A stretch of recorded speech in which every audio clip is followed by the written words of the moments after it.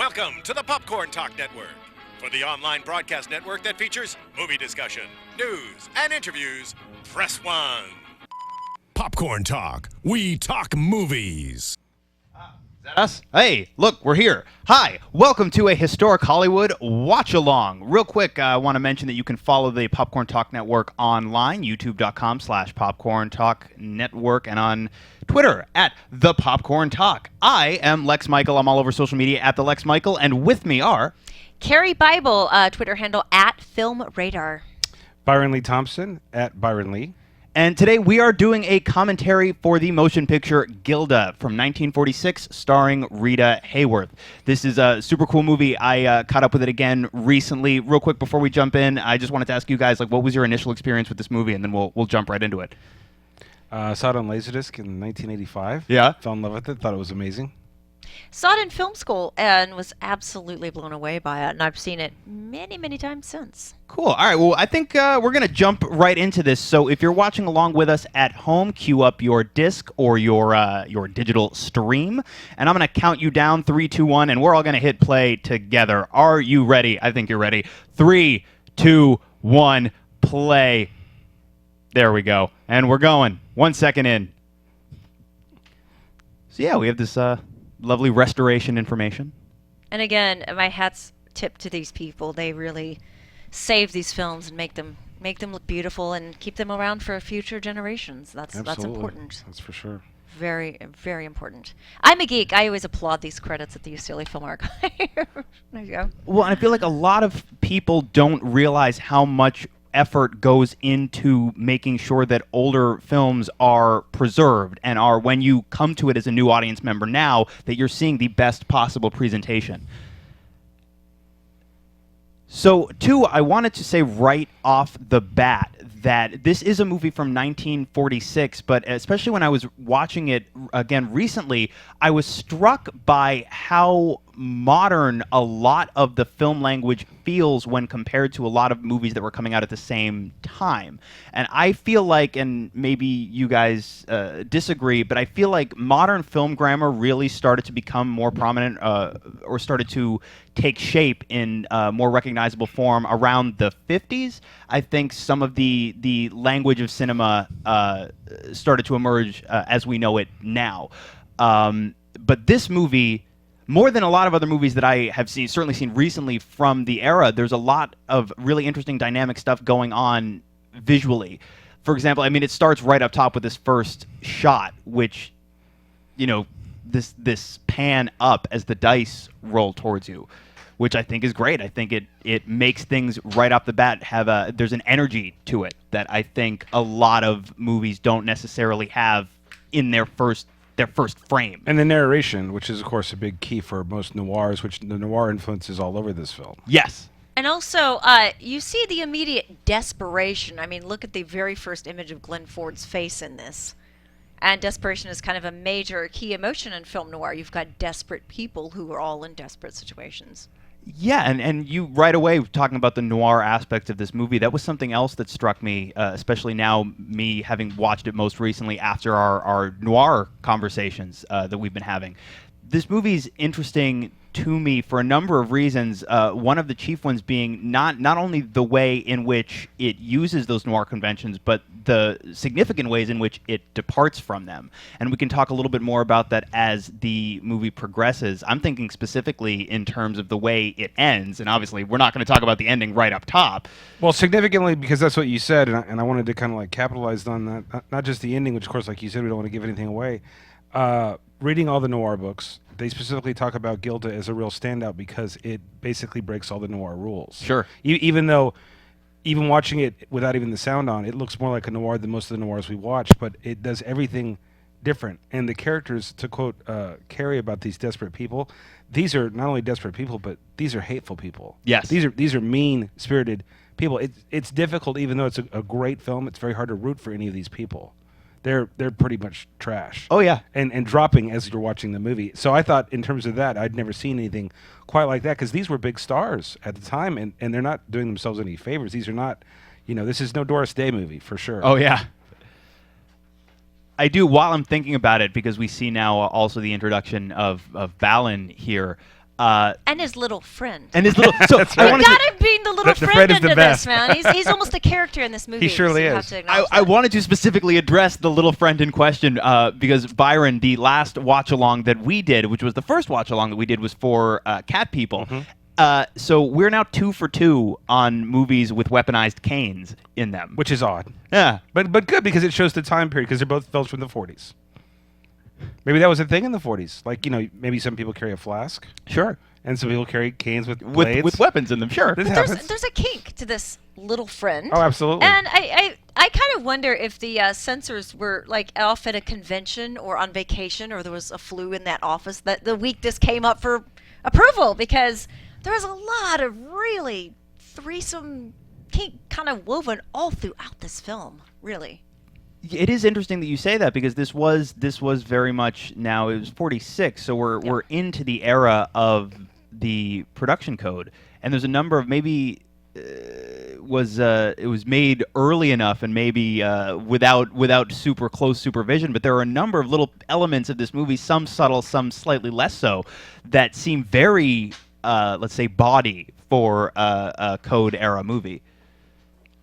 Well, Charles Vidor, the director, as you and I were speaking right before we started taping, he was born in Budapest, Hungary, Jewish descent, and he was one of the people I think I don't even really want to say anything because I think Kari probably knows a lot more about this than I do. He helped kind of launch Rita's career. He did I think 3 or 4 films with her before this. No, he did Cover Girl, Cover in Girl, 1943. which was huge, right, at the Yeah, time? Cover Girl was a huge hit. It was a beautiful Technicolor musical, by the Right. way, great movie, and written by Virginia Van Up, who produced Gilda. Right, Yeah. produced this film. Yeah. And It then, seemed like there was a kind of a familiarity, like a connection between those people, but yet out of all those films, all I was trying to say is Gilda's the only one that looks like this. It doesn't look like anything else he's ever done. Sure. None of his other films follow this template at all. In do you mean as far as the Style, visual dynamics? Not of only the- style and plot, but Kari so politely said the desperation.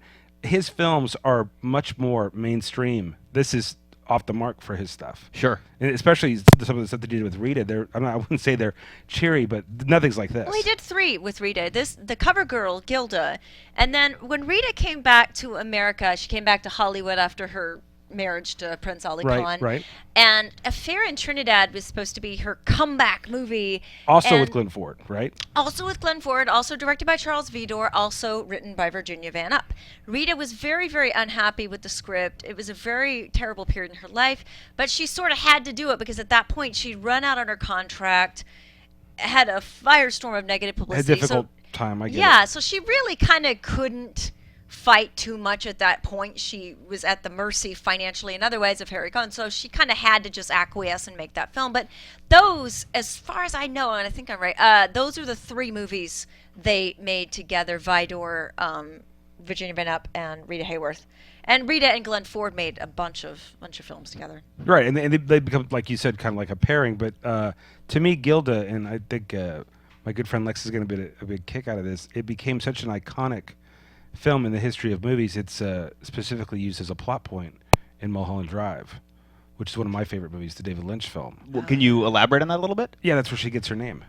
She sees Yes. she sees the movie poster, which is basically representation clearly of this film, and she can't remember her name, and that's where she gets her name, so to speak. Which Yes. is, if you know anything about Lynch, he lives in noir, so that's like that's Absolutely. his whole thing. I do want to point out, it's coming up in a little bit here, Sure. but I think this is one of the all-time greatest entrances Oh, in for film sure. Oh, Rita's? history. Yeah. Absolutely. And I mean, if anyone out there watching is not familiar with Rita Hayworth, this is the ultimate movie. If you want to get what the fuss is about, Oh, for sure. this is the movie to see. This is, again, I think an entrance is such an underrated thing because to me that's the first time you see that star in that movie, and to me I think that's such an important thing. And this one again is legendary. I mean, it just sets the tone for everything, and it's a total wow moment. There's no other way to say it. And somebody said, I think it might have been Lex about the body, or was it you about the body nature? That was me. The entrance is full blown. I mean, Oh, that's, yeah. that's exactly what the definition of that is. So I totally agree with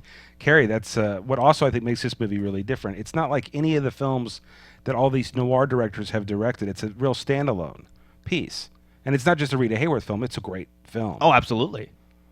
Well, she and Glenn Ford had great chemistry together, Absolutely. and they're so good together in this. And This film just entertains me. Like, honestly, if you put me on a desert island and said I could pick a handful of movies and that was all I could have to watch on the desert island, honestly, this would be one of the ones I'd pick. Well, you were saying, Kari, earlier, and I know Lex was kind of chiming in about the Hays Code and all these different changes that were going on. I wanted to go one further, especially since this is 46. You just said it. This movie's so entertaining. Yes. I think sometimes when that happened, those things were fairly easily overlooked if they were being entertained. If there was no distraction for the, as you put it, Lex, the bodiness, it didn't really cause a problem. It just kind of slipped through, which in this film, that's great. And I have another theory, too. I think some of the censors might have not been, shall we say, that sophisticated. Oh, I agree. So the I agree little with that friend 100%. with the cane Right. and the whip and a lot of I don't think these censors were thinking, Yeah, the oh, subtext gee, this is- is total right. S&M. I don't think that even dawned, perhaps, on some of them. They were I pretty really busy. don't. Yeah, I think you're absolutely I just right. don't. I think it was kind of maybe over their heads. Sure. Again, I haven't done this, but I'd almost love to go read the paperwork that appeared in their office if it's findable on this film and see what they had to say, if anything, and see kind of what their notes were. Because I think that'd be kind of an interesting read. I agree. Like the memos back and forth and such, the notes. I do want to point out, this is one thing I am really big on, is acknowledging kind of the behind-the-scenes artists and craftsmen on movies, because these people are so important. And I can't remember, sorry, the name of the production designer offhand, but look at these sets. Look how beautiful these casinos look. Look how glamorous and gorgeous. I mean, it just looks like this. Every detail of the set is beautiful. And yeah, every detail of every set, too. yeah. And later on, we're going to see some really amazing dresses and gowns designed by Jean-Louis.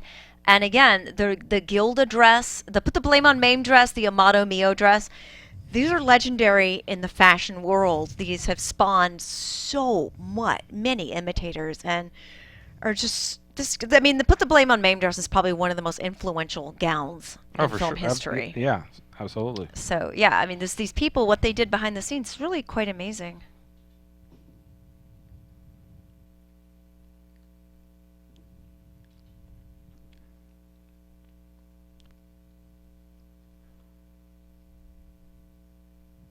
And what's great, too, is kind of how she's not in it right. I mean, you know what I mean? It kind of builds up and builds. You're kind of like, God, when's she gonna show up? Like, what's going on? It's like kind of really clever the way it sort of builds up the anticipation for when you are going to encounter Gilda. Yeah, as I was saying, Alexa, about the noir stylings and stuff, by bringing her into it and making her such a major character, unlike Double Indemnity and Postman Always Rings Twice, she's cut from an entirely different cloth. This is not just somebody who's going to overtake a man or who get her vengeance. There's a totally different idea going on here, which I think is great. I think that's one of the reasons why you said it's so entertaining, because it's unexpected. Yes. A very, no less powerful central female character, but a very, very different type of femme fatale, if you will, than certainly many of the films that we were discussing. Yeah, there's so much bravado with the men in this that it almost makes it seem like it is more Rita's movie, because she seems to be the only one that's kind of got it together. And she's very strong. Oh, yeah. Against all comers, so to speak. So it's kind of like you kind of rooting for her, even though it never really seems like a woman's film at all. I wouldn't use the word. To me, it's not a woman's film. It's not a man's film. It's just a great movie. Absolutely. Period. Just watch the scene, though, what Glenn Ford does with his eyes and kind of the looks he gives Munson. It's really kind of fun to watch that.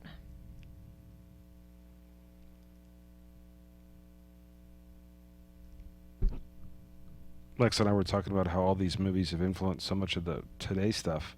I was wondering, you seeing this, do you see a lot of that pattern, all the templates that you see in like modern movies, like the Batmans, all these movies that have all these basically same scenes, they just kind of moving people around, whereas this is kind of like where it started? Absolutely, and it's like I was saying, like this movie feels taken on its own so wildly dynamic to me, and we were talking about different character types and the way nobody is necessarily nice, and there are absolutely templates here, and that I see echoes of in numerous other movies. And then also, obviously, there are a number of direct references to either Gilda or specifically, of course, Rita Hayworth as the icon in all over more modern cinema. I mean, probably the most obvious example is, of course, where I, as a younger person, first became aware of Rita Hayworth was in Shawshank Redemption, where they actually used the piece of Gilda in the movie. Right. Well, the original story, I think, was called Rita Hayworth and the Shawshank Redemption. Well, GIs went nuts over this film. I mean, can you imagine you're like a young guy fighting in the war and you see this? I mean, just the impact of that is tremendous. And I also think, mentioning what you were saying earlier, Lex, I see a big, strong bond between this film and one of your favorites, Kiss Kiss Bang Bang. Oh, absolutely. To me, they're almost the same film without the icon in Kiss Kiss, whereas the icon Rita is in this. Clearly, it's basically the same type of story. I could definitely see that even with the narration, except there's a lot more in Kiss Kiss Bang Bang, but it's the same idea. And a version of that movie where maybe the Val Kilmer character is certainly a little more sinister. I could see these dynamics very much in that movie. Well, I think this is, like you had said before, this is the clarity and everything's singled out. In the Kiss Kiss Bang Bang and a lot of the modern movies, they homogenize and do multiple characters that maybe in an original film were just the one character, because it's not like that today. They have to have more. There's so much more that goes on to making a movie. There's so many other variables that didn't exist at this time. That's why I kind of think this one kind of snuck in. I don't think people were necessarily aware of how great this was at the time. Oh, sure. yeah, I believe it got lukewarm reviews at the time. One critic even called it high-class trash. But I think, as always, time is the ultimate arbiter. Oh. My little friend. Yeah. Little friend's coming up again here. Yeah. They're toasting. I mean, there's really kind of building an intimacy in this early part of the movie between Val and Munson and Johnny. And I like too, and this is something that we'll see as something recurring throughout the movie, the way that Balin is constantly manipulating Johnny and getting one over on him. And even when Johnny thinks that, oh yeah, I'm climbing, I'm getting ahead, it's all or almost all to Balin's ends. It's all part of what Balin had set up for his own purposes. Well, the plot, I was going to ask you, Kari, about that. I always found, and it has nothing to do with the enjoyment of the movie, reading a lot about this movie for this episode, I find that the plot itself is a little dense, a little thick with some of the other characters and such. Not that it takes away from the movie we're talking about, but this whole thing with the bad guys, in a sense, that show up and all these other things that are going on, I almost feel like I get almost confused, because that really doesn't have anything to do with the movie I'm watching over there with Rita, Glenn. It seems like a very different thing. Yeah. We're getting to it. Oh, yeah. Sorry, I can't always talk during these because I just have to lock in Sure. and focus, especially at this juncture. So That's true. We do need to pause in recognition of one of the greatest motion picture entrances of all time, which is about to take and place. so you hear her sing before you see her. Again, this is just building anticipation.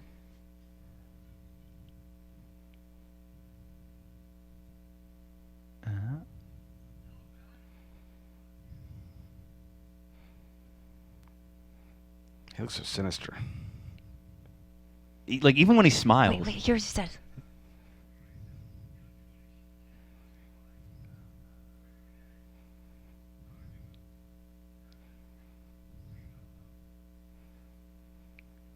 Here he comes, here he comes.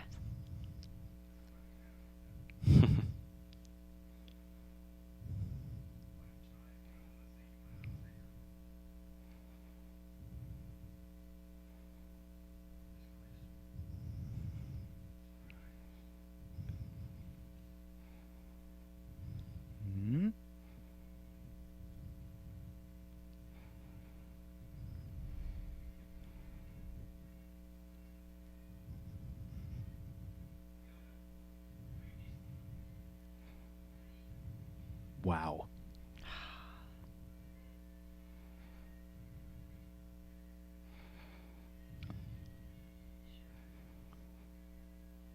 God, they don't make them like that anymore. And two, it's like they're conveying an incredible amount of information through their performances non-verbally. And I think, tell me if you disagree, I think Johnny knows before he walks into that room. Yeah. When he hears the voice. Yeah, he knows immediately, and he's hoping against hope, like, oh, please, I hope I'm wrong. I really sincerely hope it's not, and then sees her, and you see it's like his heart drops into his stomach. And then, of course, the look that she gives him. And another thing, the motif throughout the film is the smoking as a means of getting out your frustrations. And look how much she smokes throughout the movie. But he sure does look different now than he did at the beginning of the movie, huh? He somehow got it together. But I did want to tag up, Byron, on what you were saying a minute ago about how it does feel like at a certain point in this movie, almost an entirely different movie starts to seep into it. All of a sudden, there's all this stuff about, wait, so Ballin's involved in a tungsten cartel with a bunch of Germans? It reminds me in a very sad way, because I like the other movie just as much, if not more. It reminds me of Hitchcock's Notorious. Okay. Because there's this other plot line that it's just as important as the main plot line, but it's so hard when you have these beautiful people like Cary Grant and Ingrid Bergman or Rita Hayworth and Glenn Ford. It's kind of hard to take your eyes off the prize when there's this other story going on. I kind of don't care. I'm kind of like, tungsten, yeah, whatever, Rita. Like, everything else is sort of, way down on the list. Well, the whole thing with the... Did she just insult him? I kind of think she did. Such a hard name to remember, so easy to forget. That's like my life story. It's going to be so hard to talk over this because I just love her so much. It does seem, though, I do agree, a lot of the stuff with the cartel and the Germans and that whole aspect of the movie does seem there almost as window dressing. I mean, it's there. It creates a lot of really interesting and exciting sequences later in the movie, but the movie still it never becomes about that. That stuff is always there at a certain point forward, and it's going on. Well, it helps propel the stuff forward, like you said, and it's a great setup for some stuff, but clearly, just like Kari said, we're kind of here for them. Yes. Rita specifically, so it doesn't take away from anything. No, and the story never stops being very much and very strongly about the two of them, about Johnny and about Gilda. I heard one time I saw an introduction on TCM by Robert Osborne, and he said they were going to have Bogart be opposite Rita in this film, but it didn't wind up working out, which is like a Glenn Ford. But I really can't imagine that. I mean, I think you're probably right. It's just so weird that it seems like this is such the right fit. I honestly, though, couldn't imagine that combo because, I don't know, I just feel that she and Glenn Ford had this incredible chemistry that I just don't think she and Bogart would have been on that same page there. But yeah, Lex was saying that he could see in the eyes the recognition so clearly. I don't think, no disrespect to Bogart, I think that Glenn's the guy to pull that off. I think that's what makes this film so special. I'm not even a big fan of Glenn Ford, but he's in a lot of great noirs, for sure. Well, and two, it's like you were saying, like I think part of what makes Bogart is that in most of his roles, or certainly the more iconic ones, it's very much about the cracks are there in this man, but you don't see any of them on the surface. Whereas I think, especially in this movie, Glenn Ford, even when he looks very, put together as he does in some of these earlier scenes, you can feel in moments, this man very much coming apart at the seams inside of himself. Well, the other thing is, too, I think Glenn Ford is great, but I don't think he has quite the star power of Rita. And that's what makes certain guys, like, say, I mean, this is probably to a lesser degree, but, like, Frank Tone or George Brent, they were so great with, like, Betty Davis, Joan Crawford, Jean Harlow, because they didn't outshine them. They gave them great support, but they didn't overshadow or outshine them in any way. And I think Glenn Ford, as great as he is, he does not upstage or outshine Rita. No, not. I mean, when she is on screen, it is almost impossible for your eye to go anywhere else in the frame. It sure is for me.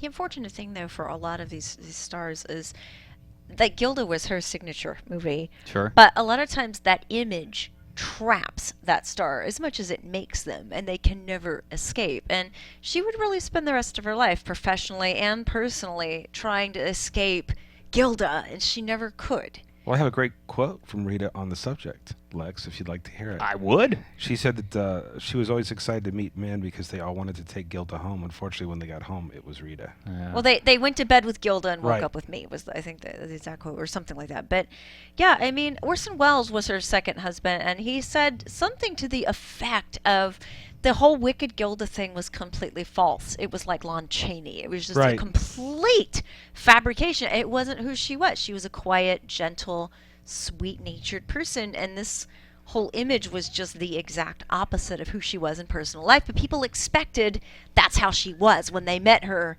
there was probably an immediate disappointment that she wasn't Gilda, and that kind of never, unfortunately, went away.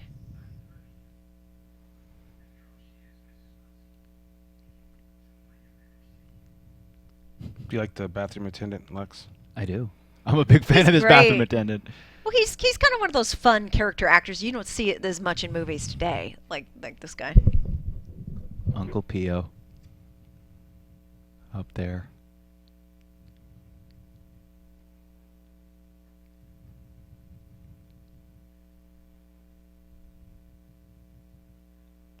And this really distinctive little fellow who just wandered into this room. The payoff for the earlier plot point, so to speak, the setup. Like I don't know that actor's name off the top of my head, but he's an incredibly distinctive looking person.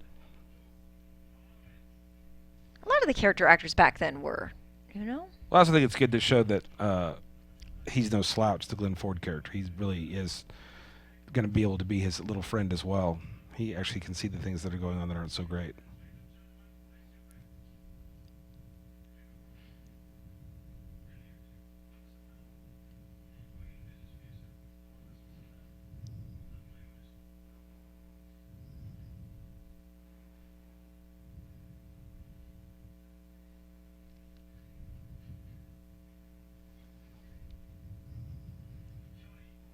Look at those sets. It does. It's like the way, and I can't say I know much of anything about how much of this was intentional or how much of it is just what Glenn Ford's presence is naturally, but it really does feel to me so much like even when he is meant to be in control, or at least when he is meant to feel in control, he doesn't seem fully in control. It does seem very much for most of this movie like things are happening to him. Is can that see what you that. meant by the fact that you thought that he was basically setting him up, controlling the circumstances around him as we go along? Almost like he's just kind of walking into something that was already kind of placed there? He's playing a game. He keeps leaving them alone together, throwing them together in various, circumstances.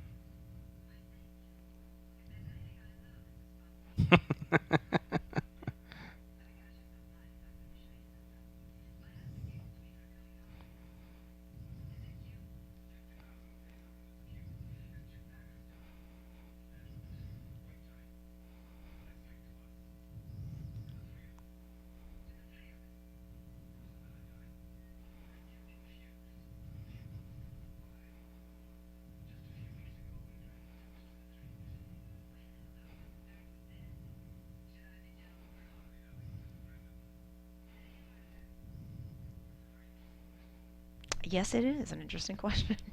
My friend, the weaponized cane.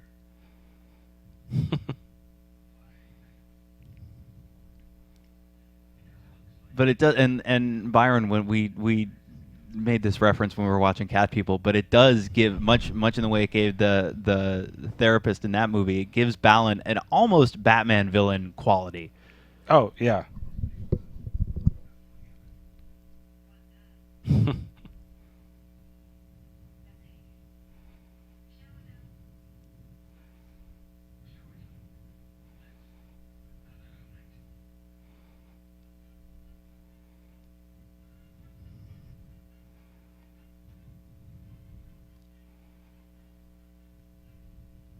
And then there's a question too of how much does Balin know and how soon? Because obviously by the end of this story, it's all fairly plain to him. Actually, well before the end of the story, it's all fairly plain to him. But I'm wondering how much he knows when, like right now, because you see he's giving, and it's all done non-verbally, and it's all fantastic. Some of it is just eye movements. but he knows something. You're talking about the Balin character. Yes.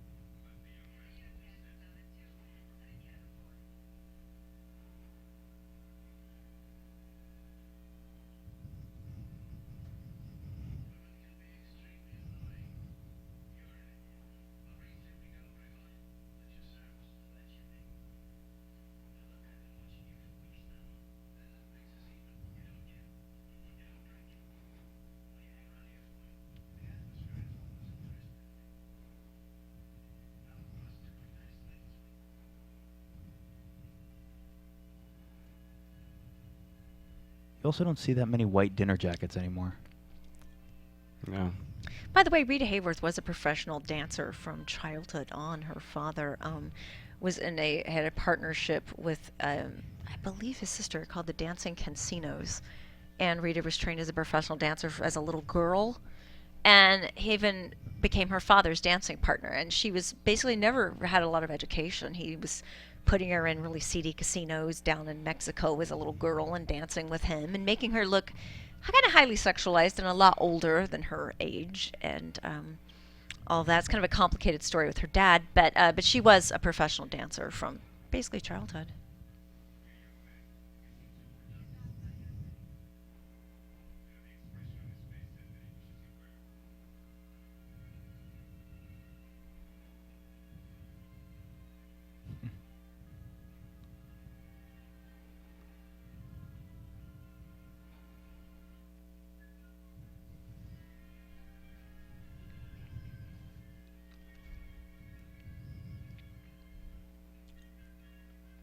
I guess the way he's framed here and in that outfit specifically, I could definitely picture Bogart's head on that.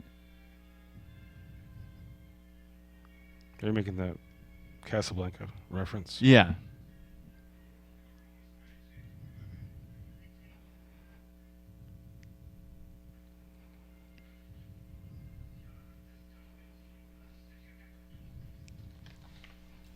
And the lighting.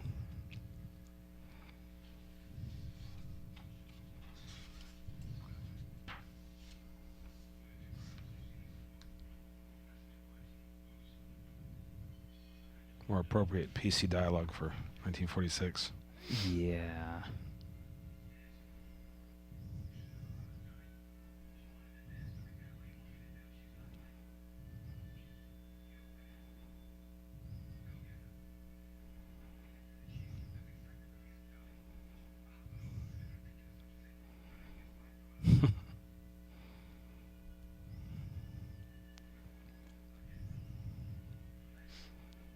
And it's a wonderful way for Balin to control two people at once.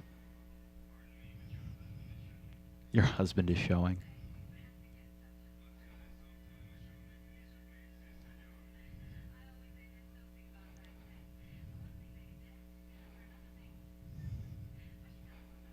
Love that.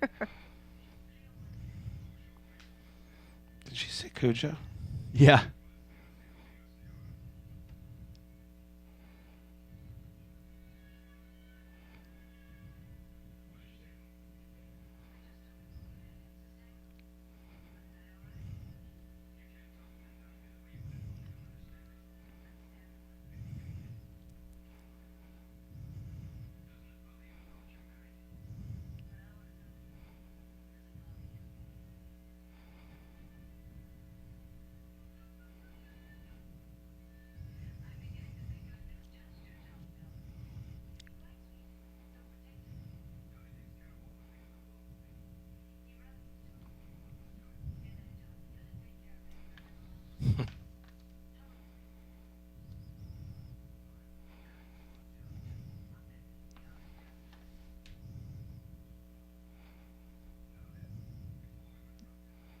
This is like he has this before he starts talking. He has this look like he's almost taken aback for a moment. Subtleties. Yeah, it's fantastic. There's so many moments like that from all three of the leads in this movie.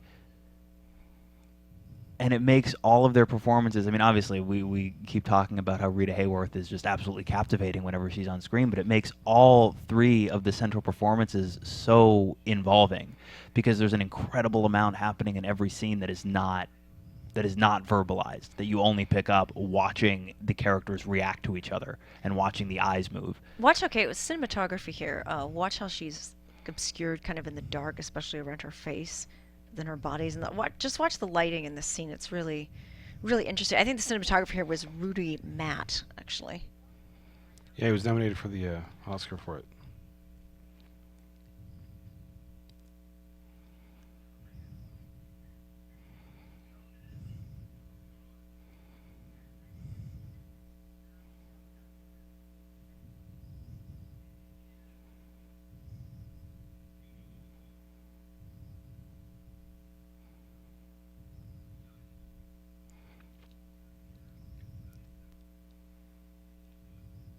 And the way that she's framed and with her hair over most of her face, she's draped in this shadow, and you just watch her eyes move as she tries to decide, how do I respond to this line of questioning.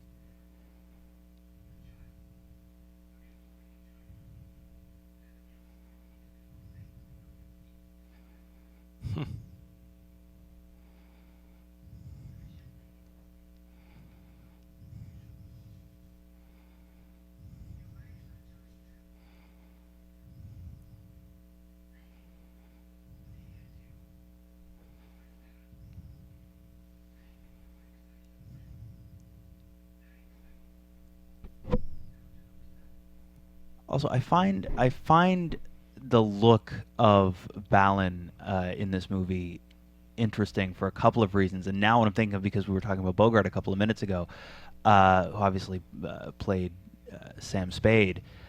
In the novel The Maltese Falcon, Sam Spade is described as looking like a blonde Satan.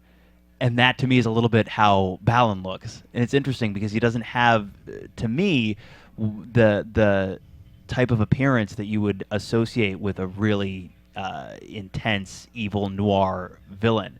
He has a sinister look to him, but he looks like more of like a posh, upper crust type of guy. But he's got that scar on his face, which says a lot. Yeah, and then too, it's like they drape him in black the entire movie as well, and he's got it's accented with white. The scarves, you mean? Yeah, the scars, the little, occasionally wears white bow tie. The ascot and all that, yeah.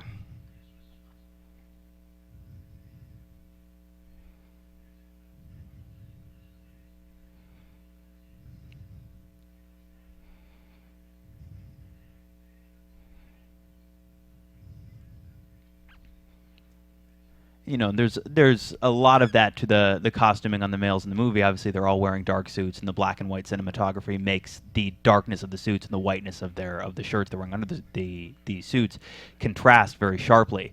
But whereas there's a certain uniformity to the look of many of the male characters. Balin, even when he's in the suits that he wears, it looks like it's draped over him in a way that none of these other characters appear. He's cloaked. Yeah, exactly. Cloaked is the word I was looking for. I like this scene right here.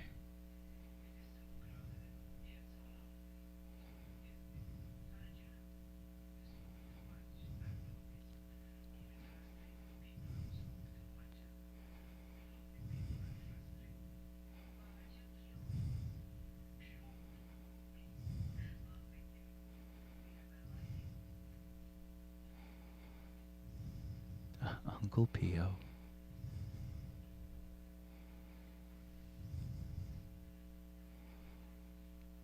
Uncle Pio just watches and hears things. He's kind of like the Greek chorus in this movie, if you will. And I like that he's not the subject of the frame, but until just that moment, he's in the background of the frame still, watching what's going on.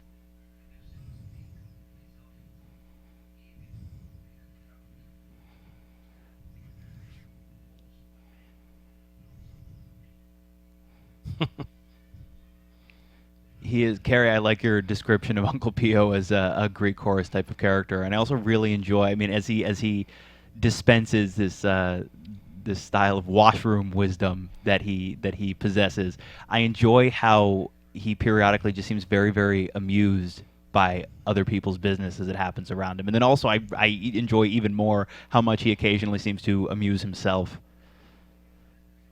Well, I guess if you're in a service job like that, the only amusement you have really is all the drama unfolding all around you. That's kind of your entertainment, I think, in this case.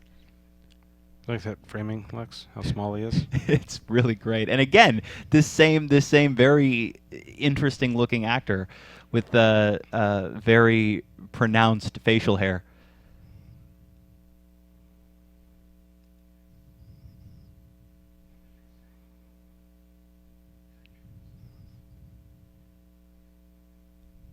Like, I like the idea that obviously when you're designing the look of this character, obviously the various pieces, hair, makeup, the way his mustache is styled, these are all intentional decisions. But I also like the idea that in the universe of this movie, this character must spend at least a couple of minutes every morning adjusting his mustache to get it just right, just to get the points to stick off of his face in just the right way.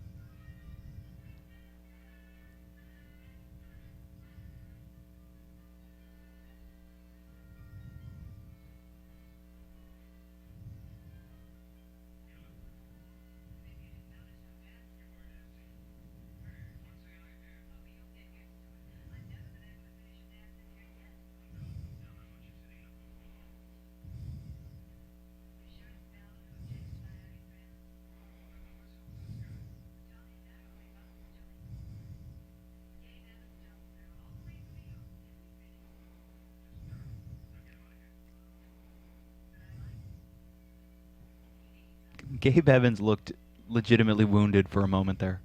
I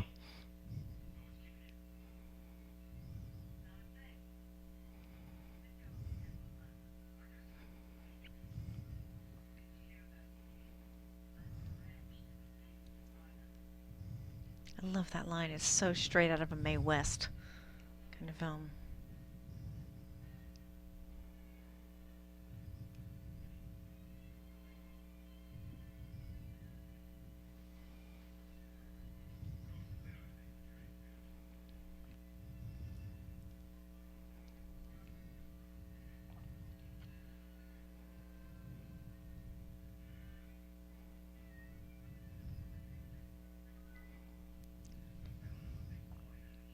It's also quite a tie that Balin is wearing. It's loud. It is. The tie draws attention to itself.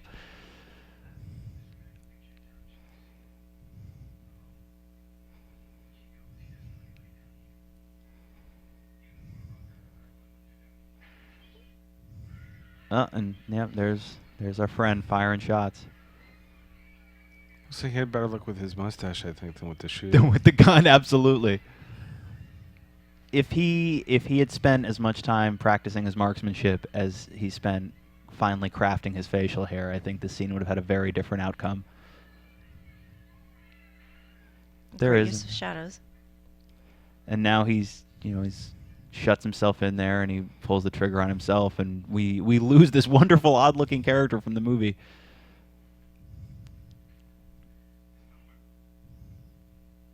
Está muerto.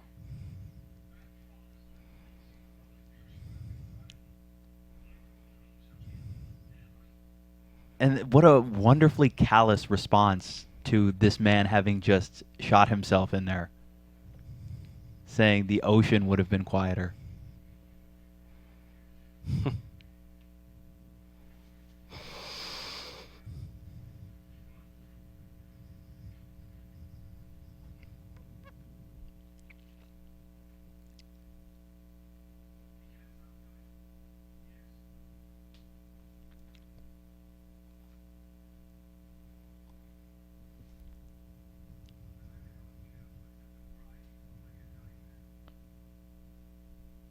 No, again, I'm marveling at the sets here. By the way, in looking up these sets here, I have a thing here. Let's see. Art direction by Stephen Gooson and Vanessa Pugliese. Set direction by Robert Priestley. Set decoration, excuse me, by Robert Priestley. I know Vanessa Pugliese actually worked at RKO for several years and was really responsible for a lot of the incredible sets of the Fred Astaire and Ginger Rogers movies.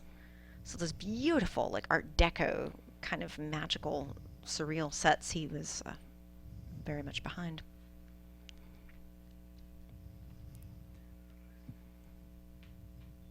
Yeah, and they give each space in this movie so much personality, and after a handful of scenes, because you spend so much time in some of these similar big environments, it starts to feel very, very familiar in a way that I think you can only accomplish by crafting a production design to a level that makes it feel incredibly real.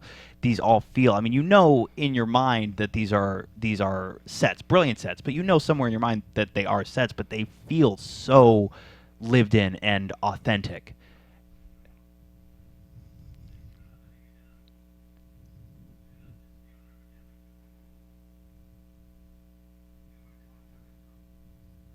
Now we start getting to the meat of the business about the cartel.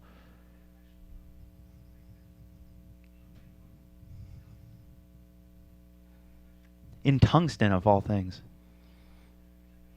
I don't know how many crime stories or stories with a criminal element revolve around the barter of tungsten. 0? I was gonna say, like, man, this would be the I think one. I this is guess. the one. Yeah, this is the tungsten crime movie. Well, it's a film like no other, so that makes sense.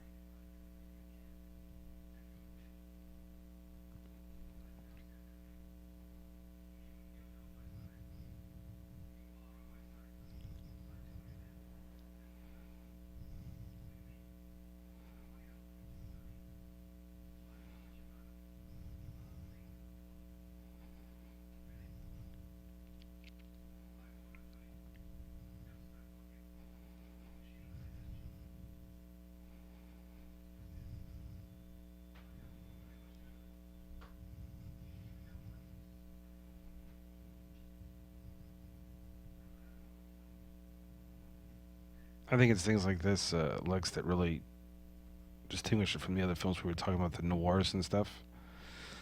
Because there's kind of a triangle, but kind of not. It's very uneven. They seem to have just as much in common as he and Rita. Sure. In terms of moving away from all those noir templates, so to speak, that we were speaking of. It's like they have this relationship that he really wants to go further, and yet that's not going to happen.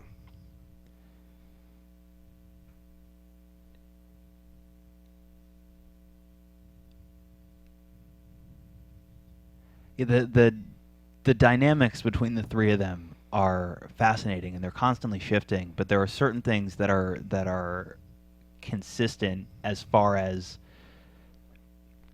it does. Like I was saying before, it does seem to me like for much of this movie, Johnny, for all that he thinks he's in control, really is not. He's being very subtly and grandly manipulated by Balin, and very not so subtly we see it again. Like Gilda knows exactly what it does to Johnny to see her,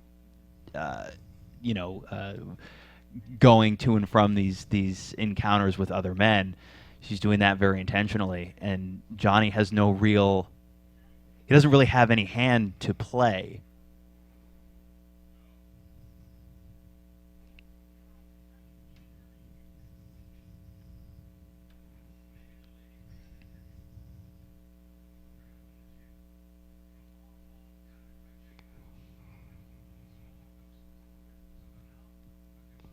His one move, really, until a little bit later in the movie, is just do what the boss says. Because to act on the feelings that this, beyond obviously, well, that's the boss's wife. You can't be doing that with the boss's wife. But to really act on his feelings in a personal way for his own personal satisfaction would be to essentially expose the two of them, expose the fact that they know each other, they have this history together.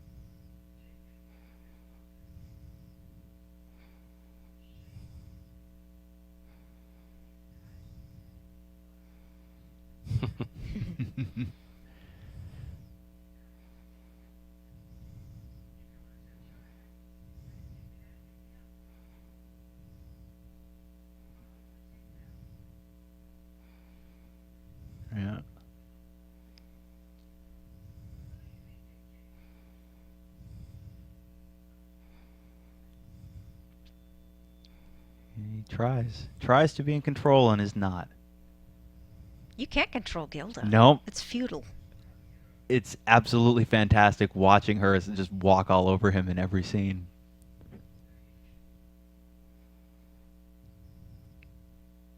Oh, and the shadows here, too.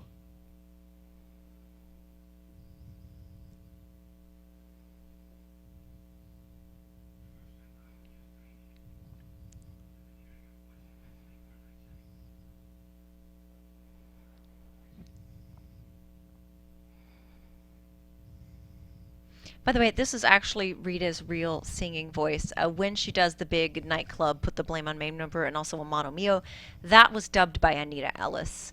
But this particular scene is actually Rita singing. Interesting.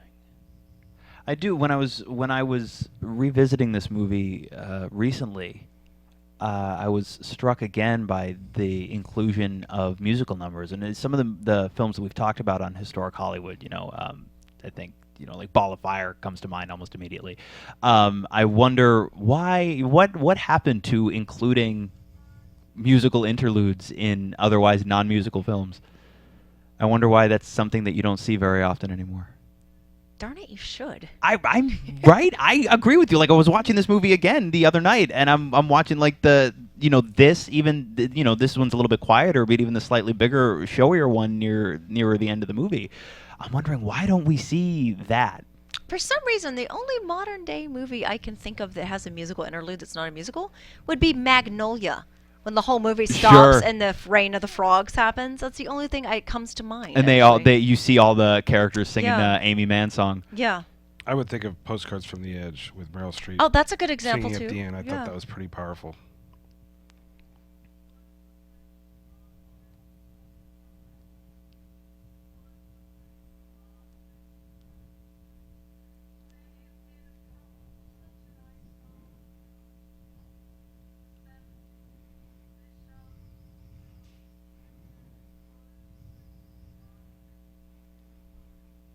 Just performing for an audience of Uncle Pio. And he is enjoying the heck out of it. He's so pleased.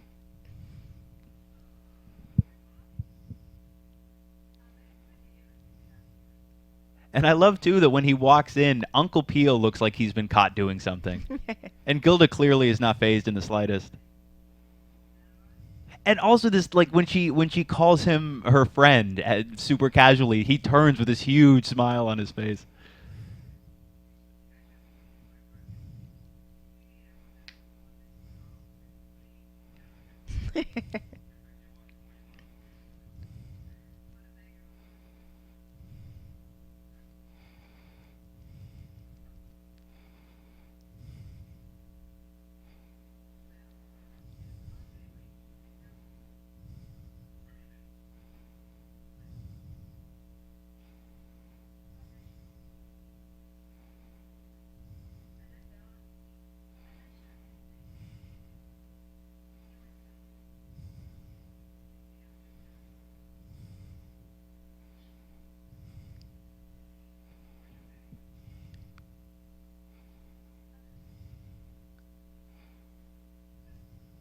I love how the swimming is a euphemism.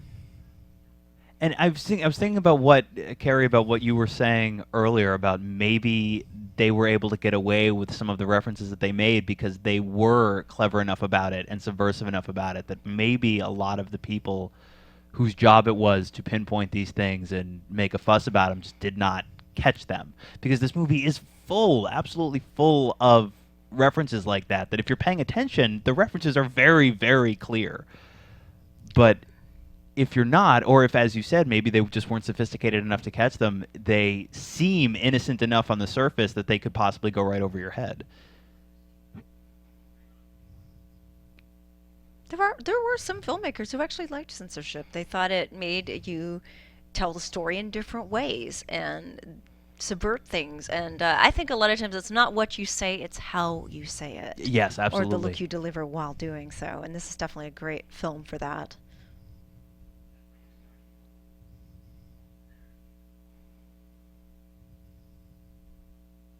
And it paints the characters themselves as being very, very clever.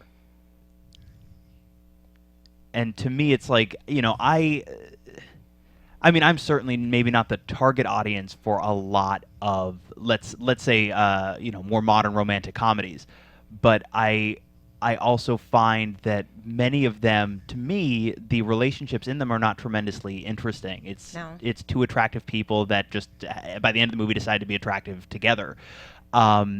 To me, if you want to make a film romance really captivating, you really have to be interested in watching the interplay between the two characters. And to me, that entails making, creating very complex, three-dimensional, intelligent people to watch. And that's what makes the building of their relationship, or in this case, if not the building of a relationship, certainly the sparring back and forth between the two of them, that much more compelling, because you're looking at I mean, you just listen to the way they talk, and Kari, what you were saying, what they say, what they don't say, the way they choose to express some of the things that they're expressing. These are clever people who can absolutely trade jabs and stand toe to toe with one another, and it just makes it very, very compelling to me to watch the ways in which their relationship progresses. To be honest, romantic comedies and even romantic dramas, that is, in the modern age anyway, a very hard genre to get right. And today, Hollywood rarely does. I mean, I'm hard-pressed to think of modern examples that capture that, and I think a big part of it is chemistry and catching that lightning in a bottle, and that just doesn't seem to happen I can think nearly of as two. much today. Which two? The Notebook and Titanic. Okay. Sure. But those are not... Yeah, you're right. Those are, I guess, fairly more modern examples. But again, it's not... The ratio of the ones that don't work versus the ones that work, I'd say, is pretty... I'm more interested in Lex rejecting every relationship movie I think that's ever been made in color. That was the impression I got. Is that what you heard? No, because you specifically said that the reason why you're drawn to these characters, I think, is, unless I heard you wrong, was that they're smart. And I think Kari would agree the problem with the romantic comedies of today is they're not very smart. Sure. The people aren't very smart. Agreed. Yeah. And I wouldn't say every one. I mean, there are certainly, I can point to the ones that I always, if I have to pick two, the ones that I always go to first. I mean, I enjoy When Harry Met Sally. Yeah, that's a good one. I enjoy Groundhog Day a lot. That's a good one. But for every one of those, there are about 7 that just that do nothing for me, that I just find to be very... Because you can't believe it. Less even that. Well, I can certainly buy that one attractive person and another attractive person are attracted to each other. I'm just not tremendously compelled by that. But here you have a history, too, which a lot of times you don't have in a lot of the rom-coms, so to speak. So there's much more of a story. It's a hard genre to get right. That's the main thing I can really say about it. It's hard to get that right in this day and age.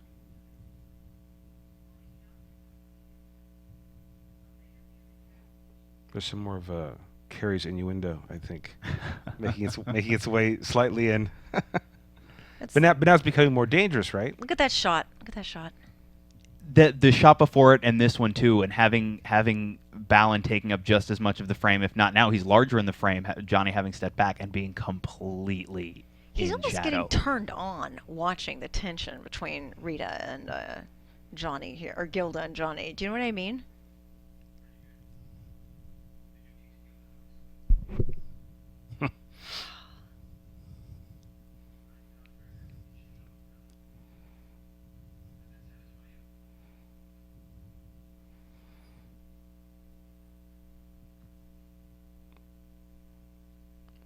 And the smoking again, the frustration motif. Good. Turn up the heat.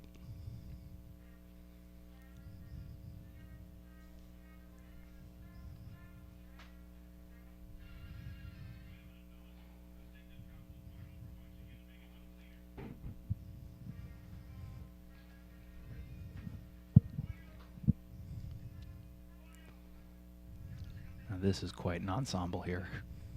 Again, also look for the upcoming whip motif. Ah, yes. That's about to be upon us.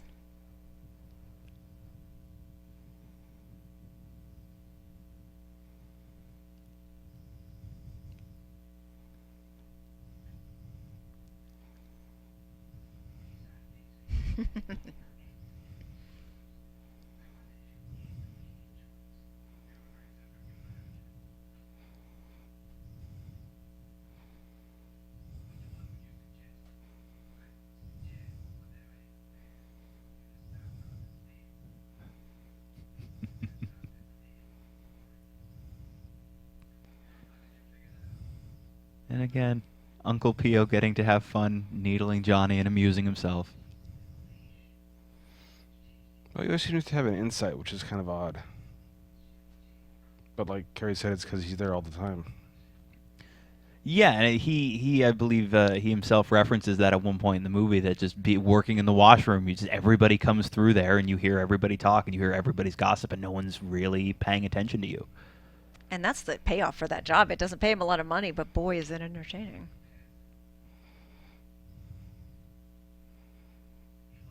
Here it comes.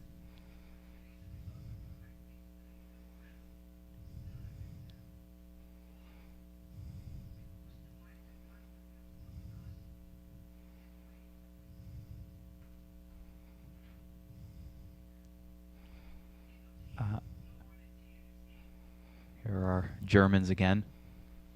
You mean the Krauts? Yeah, those gentlemen. And yeah, the business with the Germans and the cartel and the tungsten enters the movie and goes away just long enough that you'd be forgiven for completely having forgotten about it by the time that these two come back. Well, I think just like Kari probably has spoken about before, one of the reasons why that's the plot is this is right after the war, so that's why all that stuff's always kind of played up. But it doesn't really mean very much. Right. In terms of the story, which is kind of an odd thing. Like you said, it just kind of appears. Yeah, just once they introduce it, every so often it pops up. It's like, oh right, this is in the movie. Okay. But it is important. Well, it is, and it drives a good amount of the action certainly in the final third of the movie.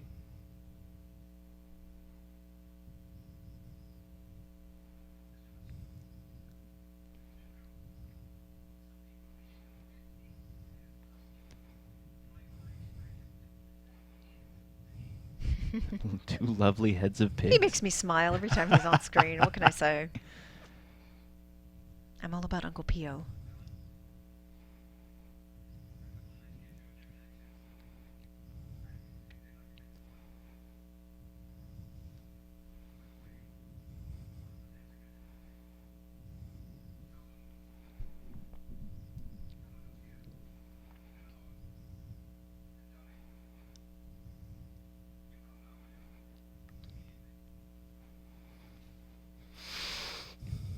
Look at that shot.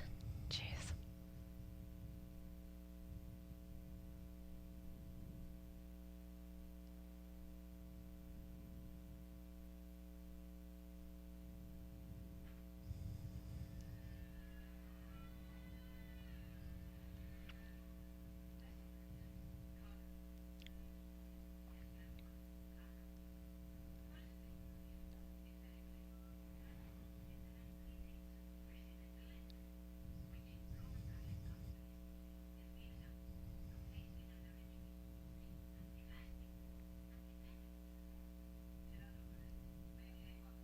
Make hay while the sun shines. I do enjoy, so very much about Rita Hayworth's performance in this movie and the way the character of Gilda was written, but I think it's so well conceived and so well played that you see Gilda doing what she does throughout the entire movie and having, seemingly, at least on the surface, having a very good time doing it. But then you also get, in varying doses, depending on the scene, depending on who she's talking to, you get these bits of regret that come out of her. Regret and occasionally fear. It's superstition. She's very superstitious. And I love the way that it's contrasted. And look at this, her whole face in shadow, and she's backlit so that it almost seems to create a halo around her as well, which I think, if you want to read into the lighting design of this scene, I think that sums up her character pretty well. By the way, very diaphanous dressing gown.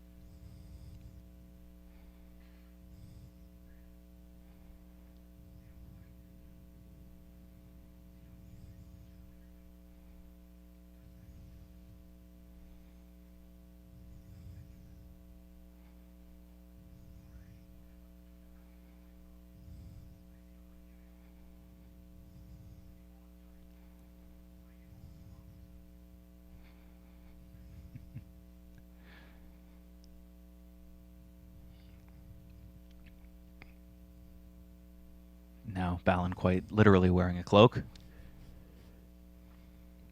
With his friend. With his friend, his Batman weapon.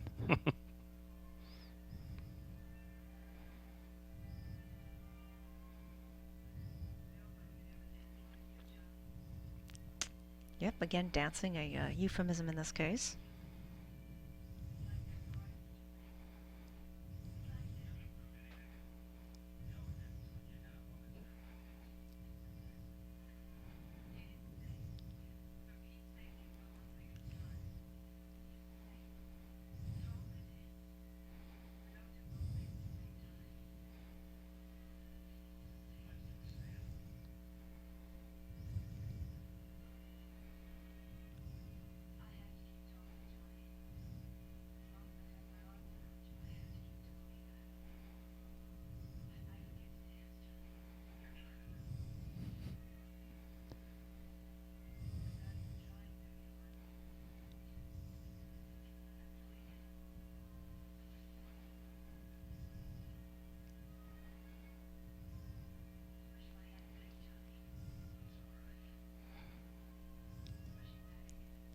The hat thing's right off her head.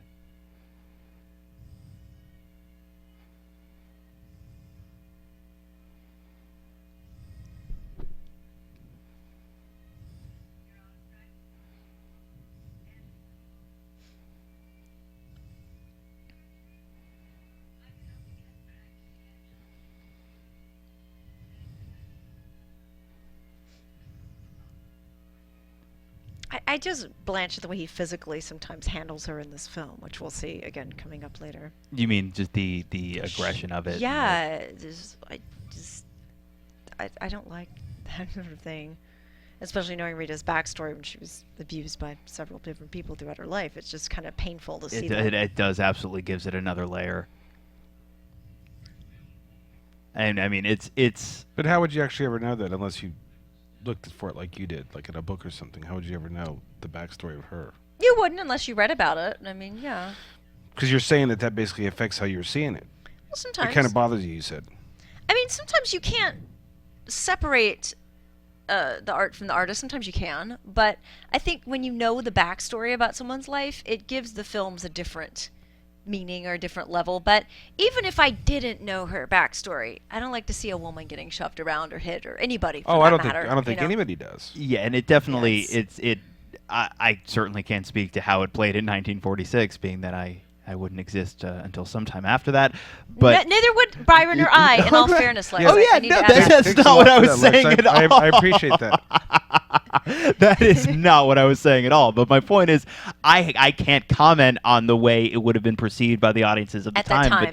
But certainly now there is something very uncomfortable in the way that he physically pulls or pushes her around. But I absolutely agree if you learn a lot of the information about her backstory and some of the things that happened to her while she was growing up, it does absolutely give it an additional connotation that is not necessarily a comfortable one. I've known some people who don't want to know the backstory. They just want to look at the art purely on its own merits, and that's fine. It's just, for me, I love reading the backstory. I love knowing about people's lives and what makes them tick. So that kind of informs, how I see things. Definitely.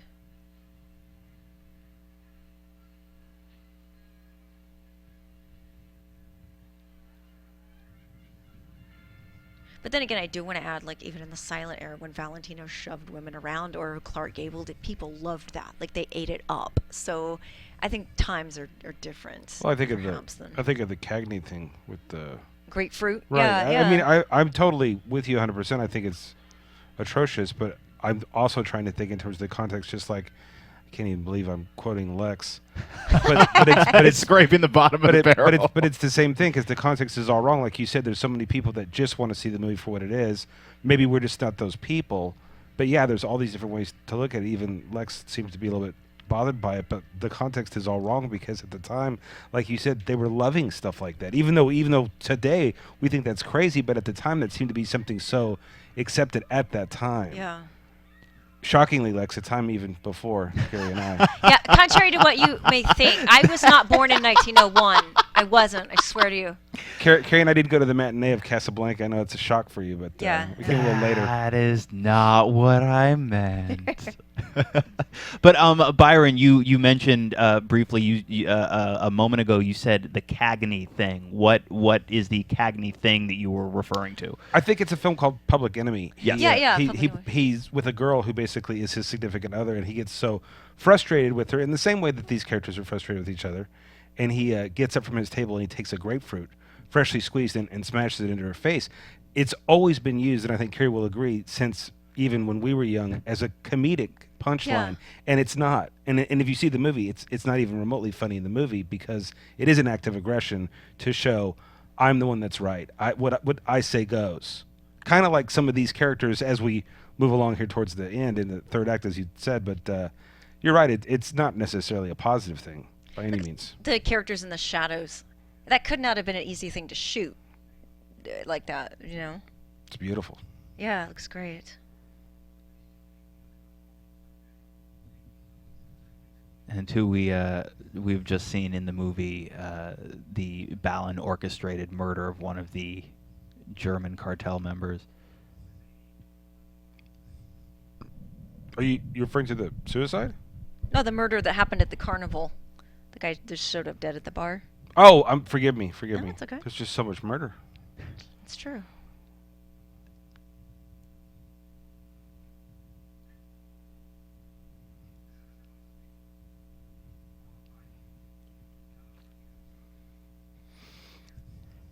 And I like too that it's, you know, the whole room while he's talking to Johnny in this room, they're very much bathed in shadow, and he's putting on a show for Johnny essentially, because he knows exactly what his plan is now at this point. And I love that as soon as Johnny leaves the room, he drops the pretense, and they illustrate him dropping the pretense, but he walks over and he turns the light on. And you were saying when we started this film, Lex, about how modern of a film this was, narrative-wise. Yes. And I think that's a really modern narrative device. That was not something you see in a lot of these movies, even the noirs, where characters, in a sense, are multi-layered the way that your Batman villain is. There's a lot more to it. I'm agreeing with you 100%. That's a smart way to tell a story. Again, smoking, the frustration motif.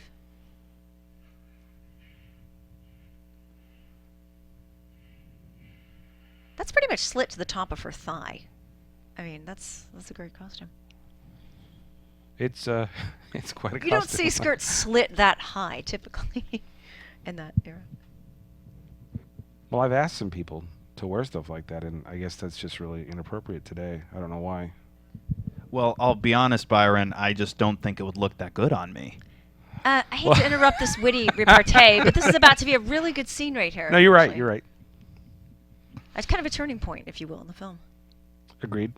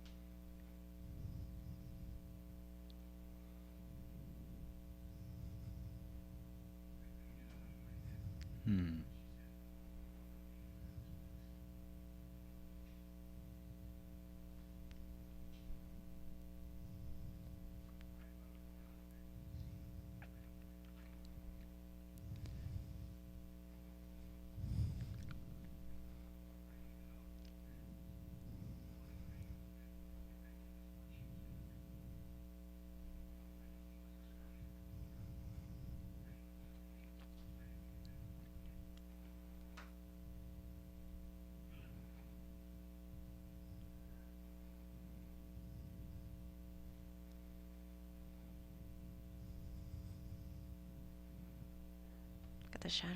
Yeah, it's incredible how frequently like they'll use shadows to shadow about a third or up to half of the frame. And so you'll have shots like this where you'll get, Gilda's lit from the neck down, and her face is entirely draped in shadow. Watch this, watch this.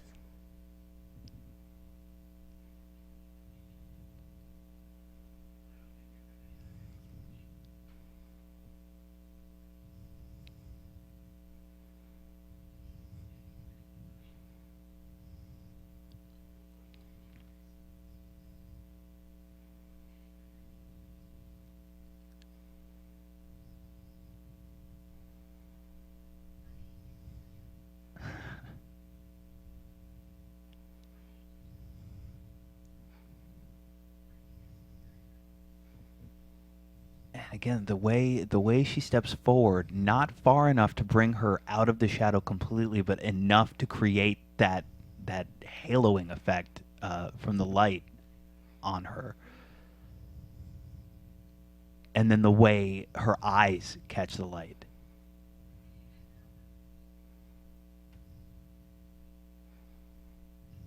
There's just something absolutely spellbinding about it. And they're like any good comic booky villainous character, he looks tremendous running in a cape.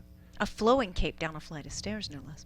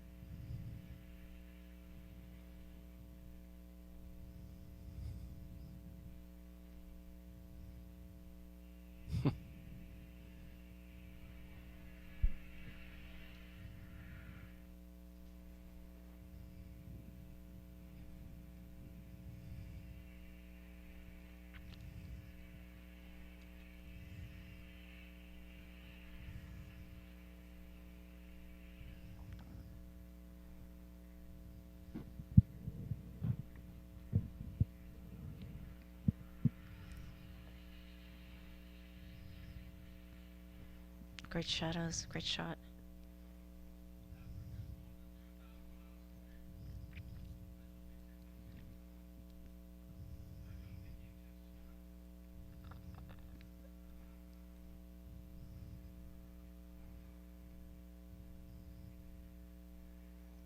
I wondered too, and I wondered this when I was watching this myself a few days ago. Not that it's all that important, but I'm wondering what the mechanics of this scheme were, because we do not. I mean, I don't think I'm giving anything away. I would assume that anybody who's listening to this has probably seen the movie already at least once. But this is part of a larger orchestrated scheme by Balin. So I'm wondering what because you see presumably Balin get into the plane, you see the plane fly away, and then you see the plane crash into the ocean. So I'm wondering, did he hop out somewhere? Well, I think it's twofold. You said what the machinations were of what the plan was. I think it was originally one thing, and I think it's been interpreted, especially by the Johnny character, as being something very different. I think this was always the plan because I think the people that he's in business with are too big for him, for anybody. I mean, it's almost like governments, so to speak. But I think in Johnny's eyes, this becomes almost like a love thing, which it may or may not be. Sure. That's why I think it's twofold. I think you're right about what she said, but it's like he seems to have had a specific plan with even telling him all his backstory, and now he sees it in terms of the business plan. But obviously, you and I in the audience are seeing this whole thing about how, like, he wasn't planning. He's become melancholy. He's become almost romantic about the whole thing, even though maybe it's just business. This movie just looks so beautiful, the black and white photography. I mean, I've occasionally encountered people that will find out about my love for classic Hollywood, and they're like, oh, I'd never watch a black and white movie. And to those people, they are missing out on some tremendous stuff because of that. I mean, really, black and white to me is just so beautiful. That was one of the conversations that Lex and I first had when we first met, and I don't get it either because black and white is so beautiful. Scorsese uses it, Woody Allen uses it, a lot of the great modern directors use it, and it looks so great, even better today than it ever did because of the way things have advanced. But people, somehow it's all dated to them. It's all like it's in the past. I think that's so silly. I don't understand how you could. I mean, just taking this movie Gilda as an example, I don't know how you could watch this movie and not be absolutely mesmerized by the images. And it's a combination of the black and white photography. It's the use of color. Or the use of shadow, rather, not color. What? The use of shadow, the choices that are made as far as production design and costuming, and the way every frame of this movie, either in part or in its entirety, pops. And yeah, you could tell this story in color, I suppose, but It wouldn't be as interesting. no, It wouldn't have the dynamic at all. There's a lot of power in the frame just because of the black and white, and I think the color would dilute it too much. And there's some movies there's some stories that they're just better in black and white. Like, look at Schindler's List. I mean, that was a great move to do that in black and white. Tim Burton's Ed Wood. yes. I mean, Ed Wood's fantastic in that black wouldn't and have white. been the same thing in color. And when all those you people know? that see the black and white Ed Wood, they somehow act like that's modern, even though it's still black and white. But they think, oh, it's Tim Burton, so it's like cool. They make exceptions, like you were saying earlier about how all the friends that you come in contact with. I would never watch that. I would never watch a black and white movie. But I love Ed Wood. I thought that was great. Ed Wood, he is an that I think is my favorite of his movies.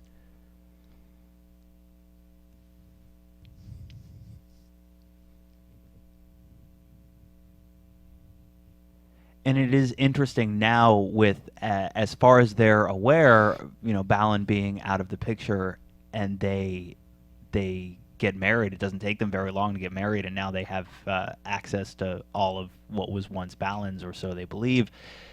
The power dynamic shifts, but the same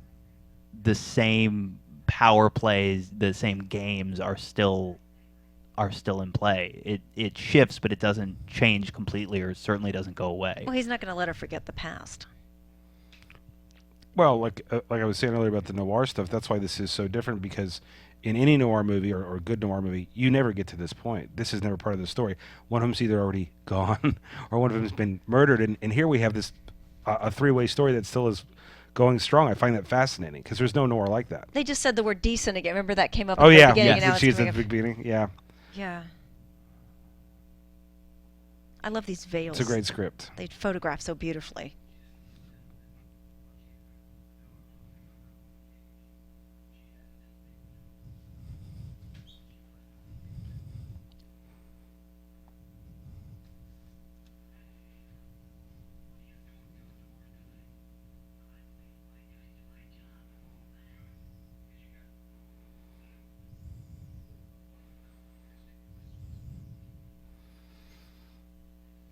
And now the same thing's happening. It's like the repeating of the actions. He now is the Balin. It's kind of odd.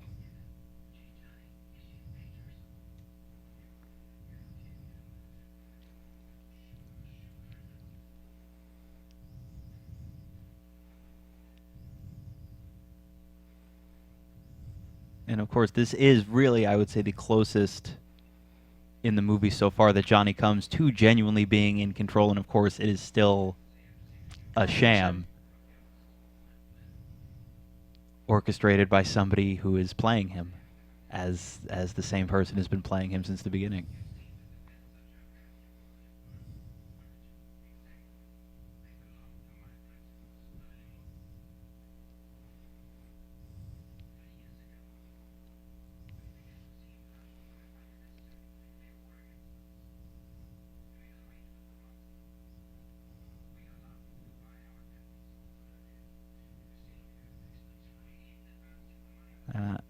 And along with all of Balin's resources, his property, and his enterprise, he also inherits this particular problem.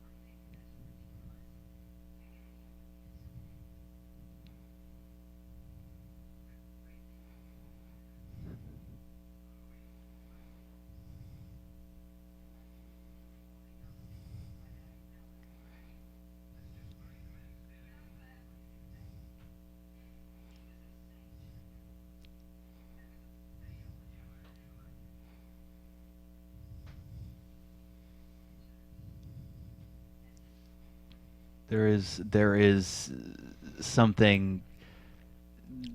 The way Johnny expresses his aggression towards Gilda, be it physical. Obviously, the physical aspects of it have their own inherent ugly qualities, but something even just the way he's spitting these barbs at her, there is this ugliness to it.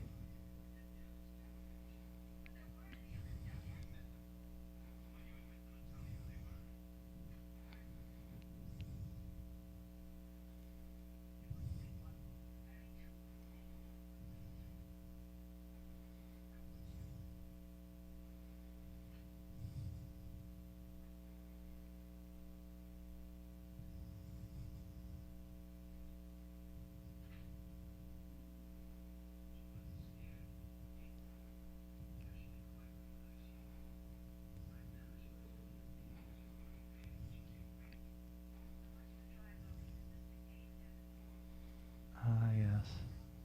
Our old friend, Mr. Gabe Evans.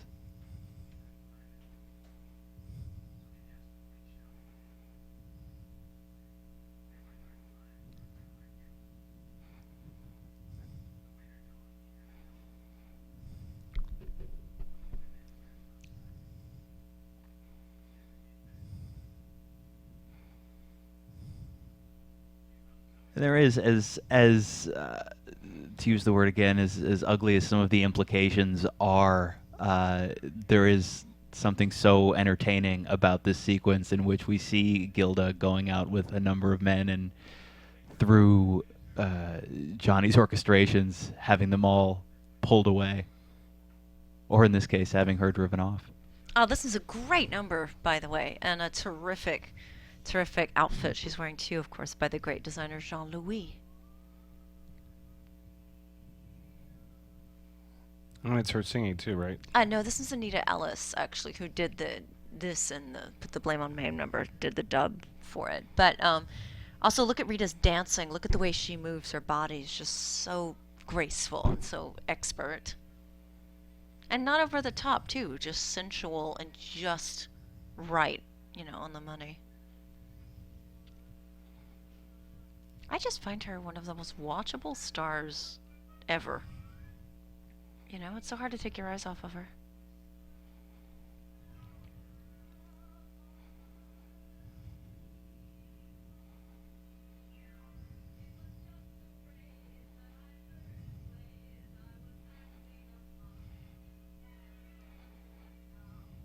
It does. She has this absolutely massive presence, and she just fills the frame no matter how they shoot her in this movie. She's just, even here, like, she's a very small piece in the frame, but she still fills the entire screen with the essence of her. There's some stars, they just reek of star power. Do you know what I mean? And she's one of them. To me, I think there are a handful of performances that would rank as some of the sexiest performances in film history. Sure. I'd say Clara Bow in It in the 20s, Jean Harlow in Red-Headed Woman in the 30s. I think Rita Hayworth and Gilda in the 40s. I think that would be in the top 5, like, sexiest screen performances ever.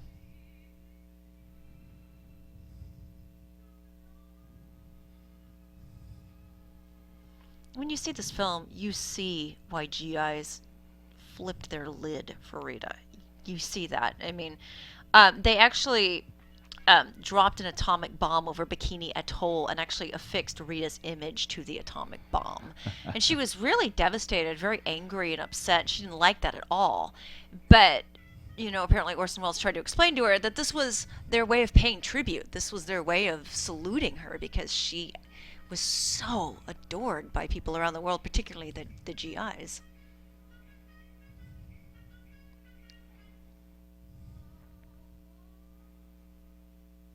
Even later, when she went to Europe and met Prince Ali Khan and all that, people would just scream and chase her down. I mean, she had a kind of intense global fame that, Gilda went to every corner of the world, that movie. People really, really love it.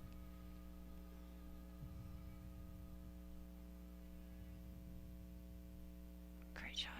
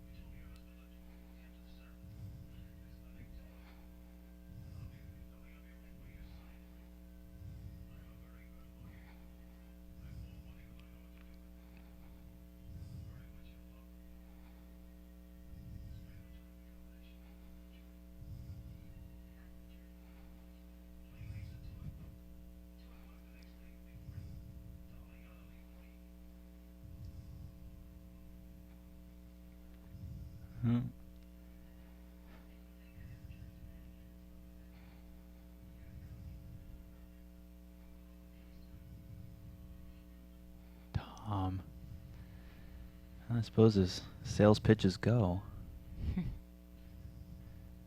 Again, she's desperate. She wants to get away from Johnny.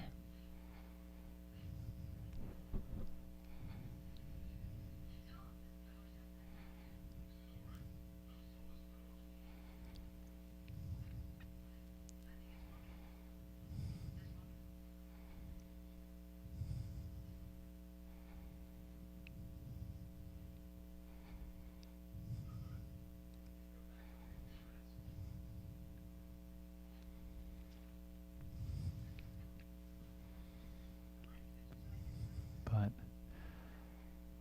of course,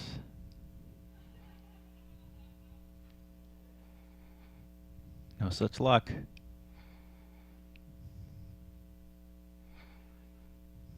I wonder how long he was sitting there. I wonder how many cigarettes he went through waiting for them.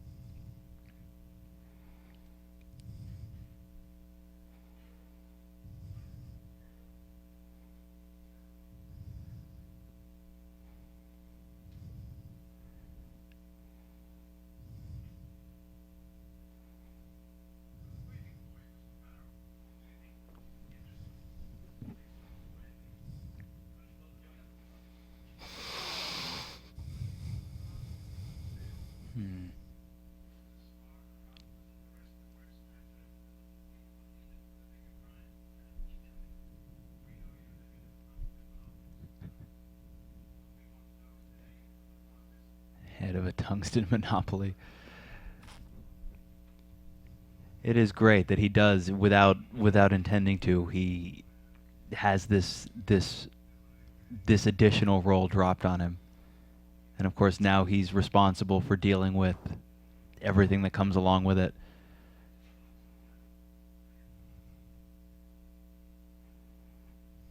Oh gosh, here it comes. Here it comes. One of the most iconic numbers in film history. Legendary gown again, John Louis.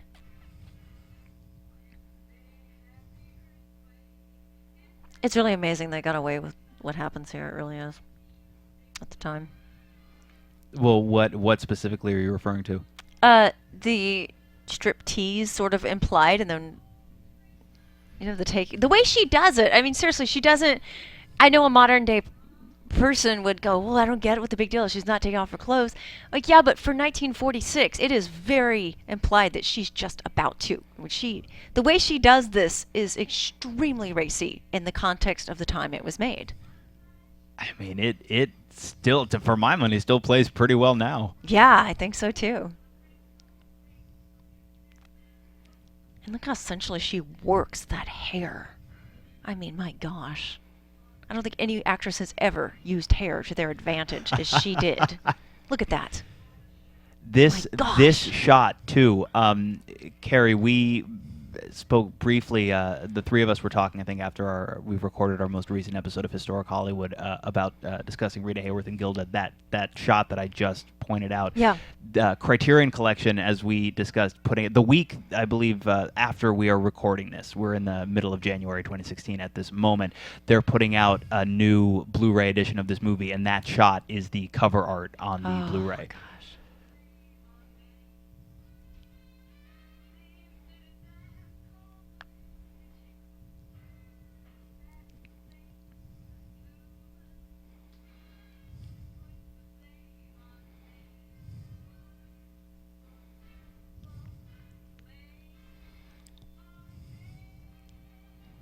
And just the sensual abandon is the best phrase I can think of to describe this whole scene and this number here.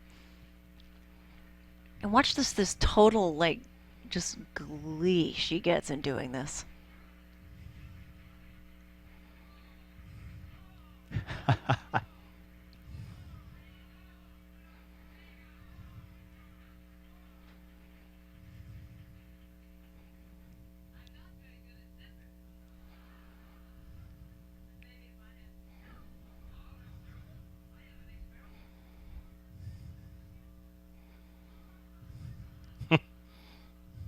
Let's watch the look on her face right here.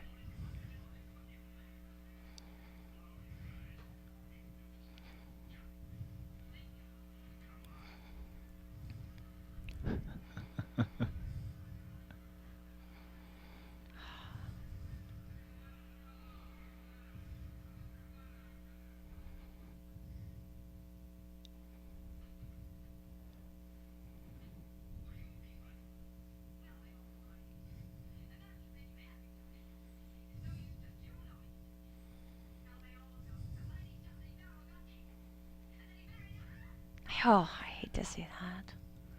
I mean, I get why it's there, but...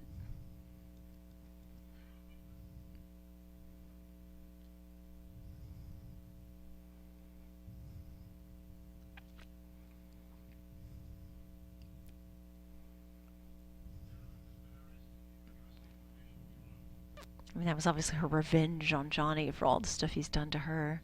And public revenge, no less.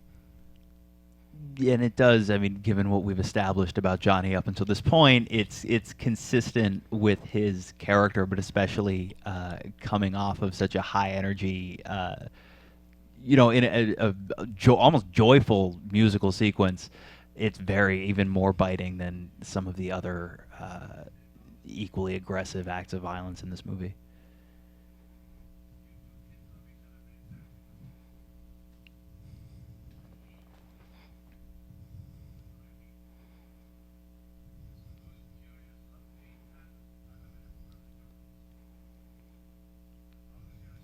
That is not a bad way to sum it up. The most curious love-hate pattern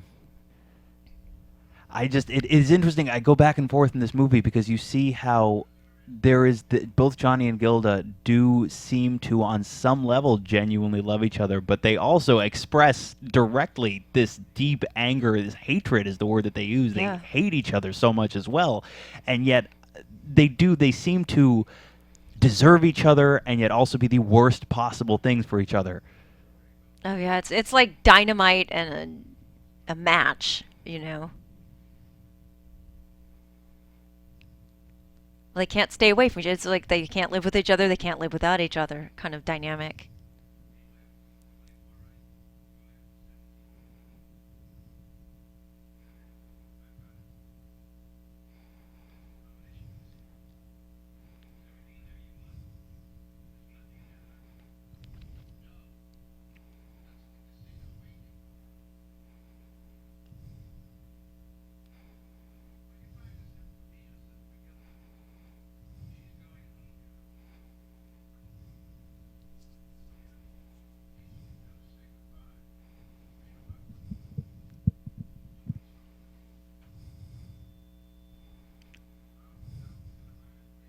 I do like this collection of steins in the background that he seems to have inherited from Fallon as well.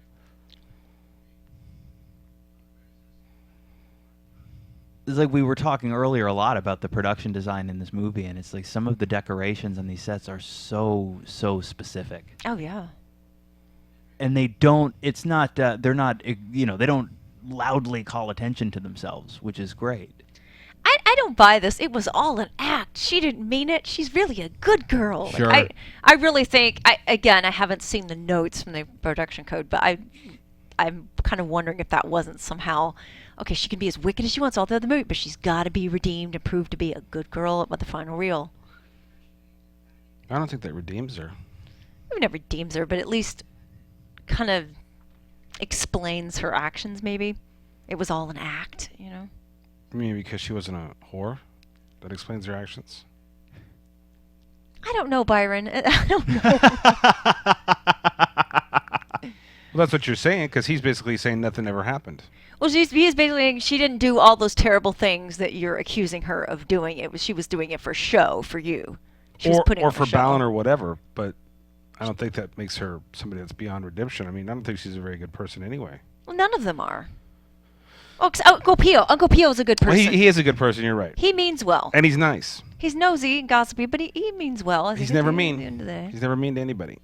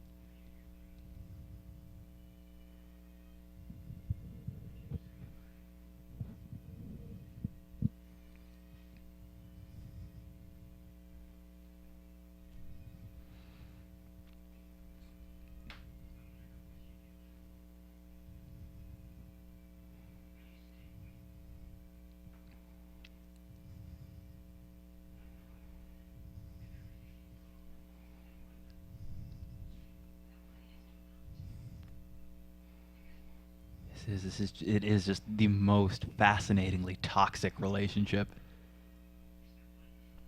You have to believe that no matter what happens, it's still not going to end well. And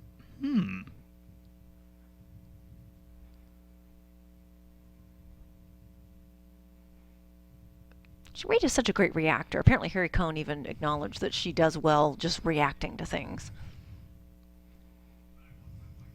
And there's Fallon again. And the movie turns once more. And his friend. His friend.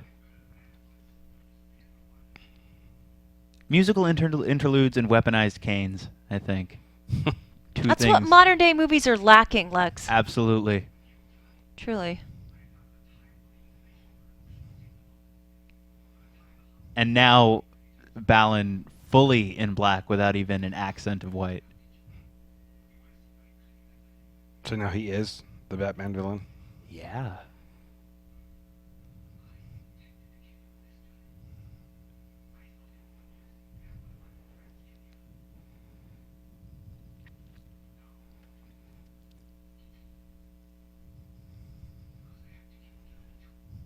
And of course, his plan has worked up until this point, and has worked brilliantly. And his one error is putting down his weaponized cane on the counter within reach of Uncle Pio.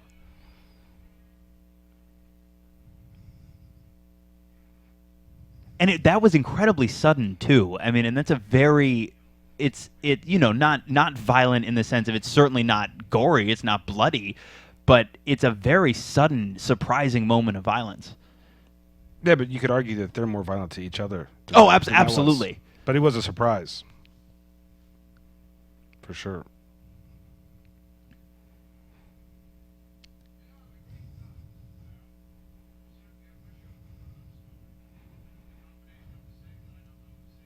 And then in a second here, maybe the closest to decent, the closest act to a decent one that Johnny at least attempts to commit in the course of the movie is when he attempts to take the rap for this death so that Uncle Pio does not have to.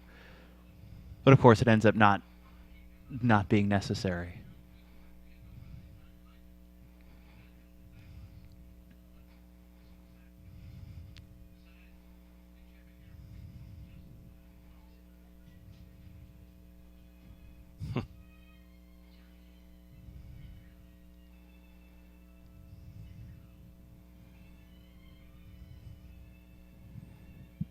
And there's the thing that separates it most of all from all the noirs. It actually has a good ending.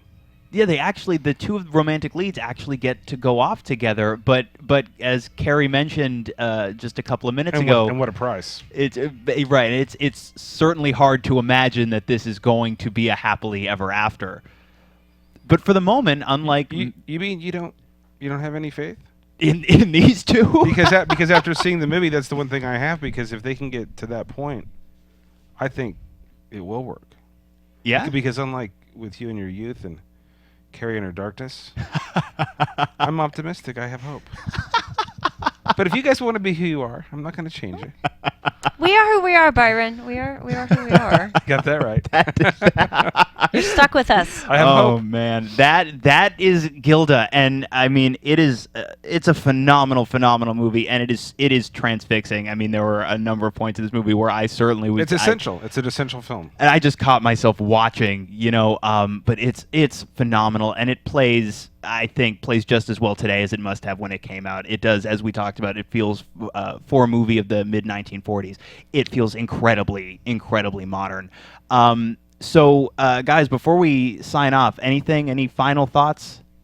Oh, well, of course, because I think Kari did such a great job getting us started. We're going to do our Rita Hayworth episode on Friday? I believe we're going to be recording this Friday. At 10, I think. Yes. So you guys, if you want to, you can check that out live, or, of course, it will live normal places And I'm getting the feeling online. that because of the research that Kari's done, it's going to be pretty chock full. Oh, yeah. I got more to do. I've always got more to learn. Always more to read. Always more to learn. Yeah, there is going to be a lot to unpack on this show, so we hope you will join us for that. That is going to be on Historic Hollywood. In the meantime, where can people find you guys on the internet? At Film Radar on Twitter. At Byron Lee. And I'm Lex Michael, all over social media, at the Lex Michael. Thank you for joining us. We love Gilda. We hope you did too. We will see you the next time that we see you. From producers Maria Menounos, Kevin Undergaro, Phil Svitek, and the entire Popcorn Talk Network, we would like to thank you for tuning in. For questions or comments, be sure to visit popcorntalk.com. I'm Sir Richard Wentworth, and this has been a presentation of the Popcorn Talk Network. The views expressed herein are those of the hosts only and do not necessarily reflect the views of the Popcorn Talk Network or its owners or principals.